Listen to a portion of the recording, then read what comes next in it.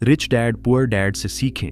ध्यान से सुनिए, क्योंकि आज हम बात करने वाले हैं एक ऐसी मानसिकता के बारे में जो आपको गरीबी के चक्रव्यूह से निकालकर समृद्धि के उस मार्ग पर ले जाएगी जहां पैसा आपके लिए काम करता है, न कि आप पैसे के लिए। यह कोई कहानी नहीं है, यह आपके जीवन का नया नजरिया है। आपने रॉबर्ट कियोसाकी की किताब रिच डैड पुअर डैड का नाम सुना होगा, शायद पढ़ी भी हो, लेकिन क्या आपने उसकी गहराई को समझा? क्या आपने उन सिद्धांतों को अपने जीवन में उतारा? अगर नहीं, तो यह ऑडियो बुक आपके लिए ही है। हमारे समाज में दो तरह के लोग होते हैं, एक जो पैसे के लिए काम करते हैं और दूसरे जो पैसे को अपने लिए काम करवाते हैं। आप किस श्रेणी में आते हैं? अगर आप पहले वाले हैं तो चिंता की कोई बात नहीं, क्योंकि आज हम आपको दूसरी श्रेणी में ले जाने वाले हैं। रिच डैड की सोच यह नहीं थी कि मैं पैसे नहीं कमा सकता, बल्कि वह कहते थे मैं पैसा कैसे कमा सकता हूँ। यही वह मूलभूत अंतर है जो गरीब और अमीर की सोच को अलग करता है।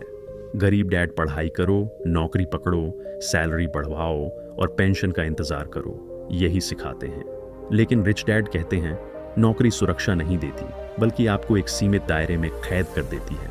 असली सुरक्षा तो तब है जब आपका पैसा आपके लिए काम करे। तो सवाल यह है, क्या आप अपने पैसे को काम पर लगा रहे हैं या फिर वह आपके बैंक अकाउंट में पड़ा सो रहा है? अगर आपका जवाब हाँ है तो आप अमीर बनने की राह पर हैं। अगर नहीं, तो अभी भी देर नहीं हुई। आप सोच रहे होंगे, लेकिन मैं तो बहुत कम कमाता हूँ, मैं निवेश कैसे करूँ? यही वह भ्रम है जो हमें गरीब बनाए रखता है। रिच डैड कहते हैं निवेश करने के लिए बड़ी रकम की जरूरत नहीं होती, बल्कि बड़ी सोच की जरूरत होती है। छोटी छोटी बचतों को सही जगह लगाइए और देखिए कैसे वे आपके लिए एक बड़ा भविष्य बनाती हैं। अब सबसे महत्वपूर्ण सवाल, आप किस तरह की संपत्ति खरीद रहे हैं? क्या वह आपके पैसे को बढ़ाएगी या घटाएगी? रिच डैड कहते हैं अमीर लोग संपत्ति खरीदते हैं, गरीब लोग दायित्व। आपका घर जिसके लिए आप ईएमआई भर रहे हैं, क्या वह संपत्ति है? शायद नहीं, क्योंकि वह आपके पैसे को बाहर निकाल रहा है। लेकिन एक किराए का मकान जो आपको हर महीने पैसा दे, वह संपत्ति है। यही वह बुनियादी फर्क है जिसे समझकर आप अपनी जिंदगी बदल सकते हैं। आज से ही अपनी सोच को बदलिए। पैसे के लिए मत भागिए, बल्कि पैसे को अपने लिए भगाइए। और याद रखिए, ज्ञान ही सबसे बड़ी संपत्ति है। आप जितना सीखेंगे उतना ही कमाएंगे, तो सीखना बंद मत कीजिए। किताबें पढ़िए, सफल लोगों से मिलिए, नए अवसरों को तलाशिए, क्योंकि दुनिया उन्हीं की है जो सीखते हैं और आगे बढ़ते हैं। तो क्या आप तैयार हैं? क्या आप अपनी गरीबी की मानसिकता को छोड़कर अमीरों वाली सोच अपनाने को तैयार हैं? अगर हाँ, तो अभी से शुरुआत कर दीजिए, क्योंकि समय नहीं, आपकी सोच ही आपकी तकदीर बदल सकती है। अपने आखिरी सत्र में हमने बात की थी गरीबी की मानसिकता और अमीरी की सोच के बीच के फर्क के बारे में। आज हम उसी सफर को आगे बढ़ाएंगे और जानेंगे कि कैसे आप अपने जीवन में वित्तीय आज़ादी के सिद्धांतों को लागू कर सकते हैं। सबसे पहले एक सच्चाई समझिए, दुनिया में दो तरह के लोग हैं। एक वो जो समस्याओं को देखकर रोते हैं और दूसरे वो जो समस्याओं को देखकर अवसर तलाशते हैं। रिच डैड कहते थे हर मुश्किल के पीछे एक सुनहरा मौका छुपा होता है। क्या आप उसे ढूंढ पा रहे हैं? आपके पास शायद इस वक्त बहुत सारे सवाल होंगे। मैं नौकरी छोड़कर क्या करूंगा? अगर मेरा बिजनेस फेल हो गया तो? मैं शेयर मार्केट में पैसा कैसे लगाऊं? ये सारे डर सिर्फ एक वजह से हैं, आपने अभी तक वित्तीय शिक्षा पर काम नहीं किया। रिच डैड का पहला नियम है अपने आप को पहले भुगतान करो। इसका मतलब यह नहीं कि आप बिल्स न चुकाएं, बल्कि इसका मतलब है कि जब भी आपको पैसा मिले, सबसे पहले उसमें से कुछ हिस्सा अपने भविष्य के लिए अलग रखें। चाहे वह निवेश हो, बिजनेस हो या कोई नया स्किल सीखना हो। गरीब डैड पहले बिल भरते हैं, फिर खर्च करते हैं और अंत में बचा हुआ, अगर बचता है तो उसे बचाते हैं। रिच डैड पहले खुद को पे करते हैं, फिर बिल भरते हैं। क्यों? क्योंकि जब आप अपने भविष्य को प्राथमिकता देते हैं तो आपका दिमाग नए रास्ते ढूंढ लेता है। अब सवाल यह है कि कैसे शुरुआत करें। पहला कदम, अपनी आय के स्रोत बढ़ाइए।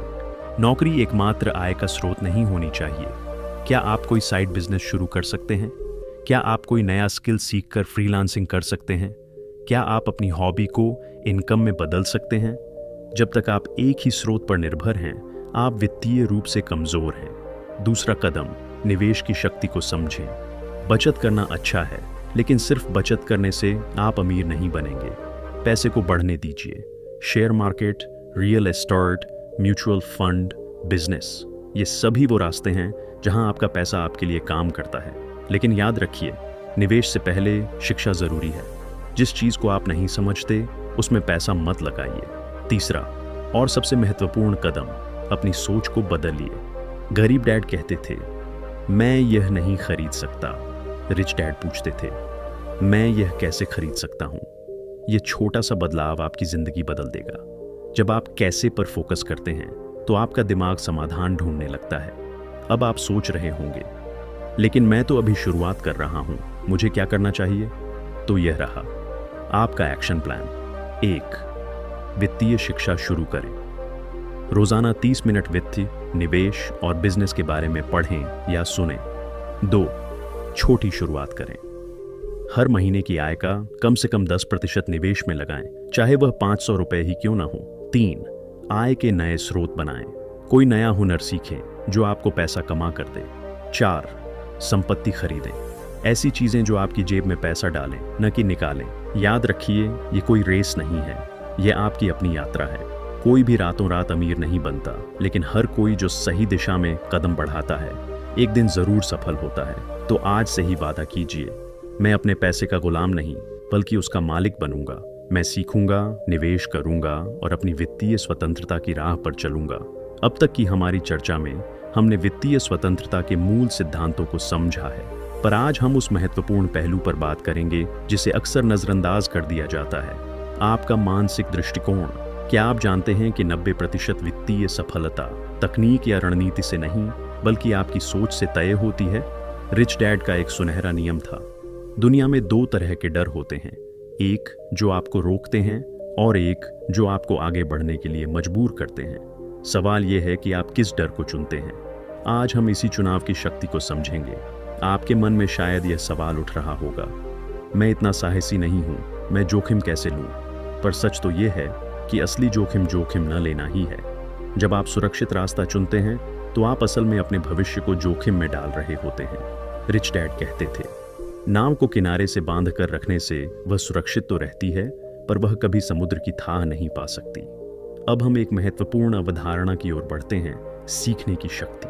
क्या आप जानते हैं कि आपके द्वारा अर्जित की गई हर नई क्षमता आपकी आय बढ़ाने की क्षमता को 2 गुना कर देती है? पर हम में से ज्यादातर लोग स्कूल खत्म होते ही सीखना बंद कर देते हैं। रिच डैड का मानना था कि असली शिक्षा तो स्कूल के बाद शुरू होती है। आइए एक व्यावहारिक अभ्यास करें। अपने हाथ में एक कागज लीजिए और 2 स्तंभ बनाइए।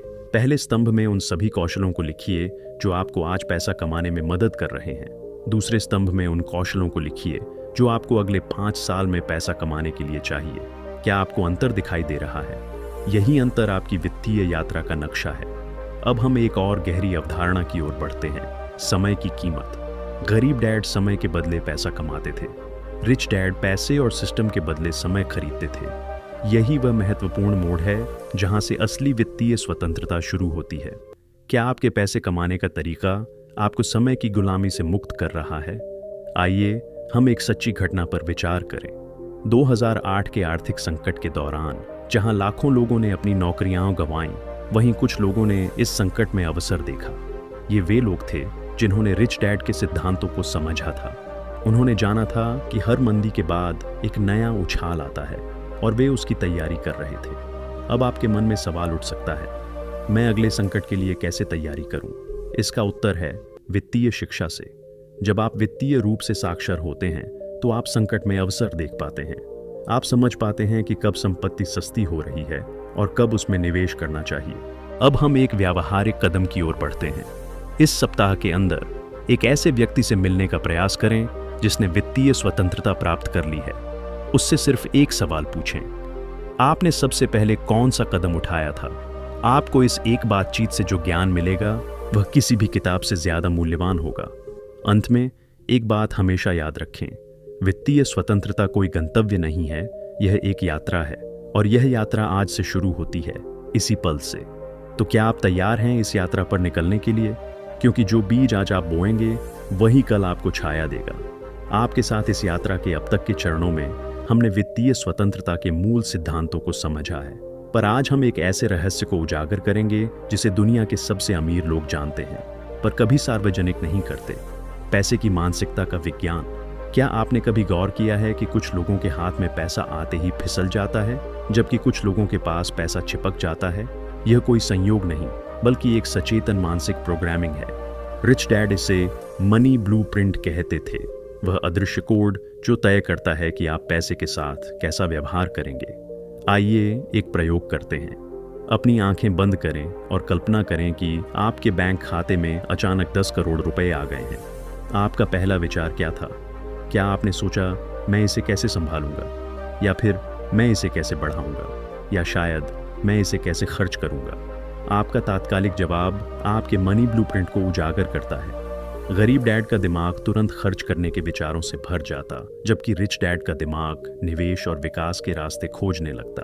अब हम एक क्रांतिकारी अवधारणा की ओर बढ़ते हैं, वित्तीय अभ्यास। जिस तरह एथलीट रोज प्रैक्टिस करते हैं, उसी तरह वित्तीय सफलता के लिए भी दैनिक अभ्यास चाहिए। आज से ही इन 3 अभ्यासों को अपनी दिनचर्या में शामिल करें। एक और गहरी सच्चाई, पैसा एक भावना है। जब आप पैसे के प्रति डर या लालच महसूस करते हैं, तो आप गलत निर्णय लेते हैं।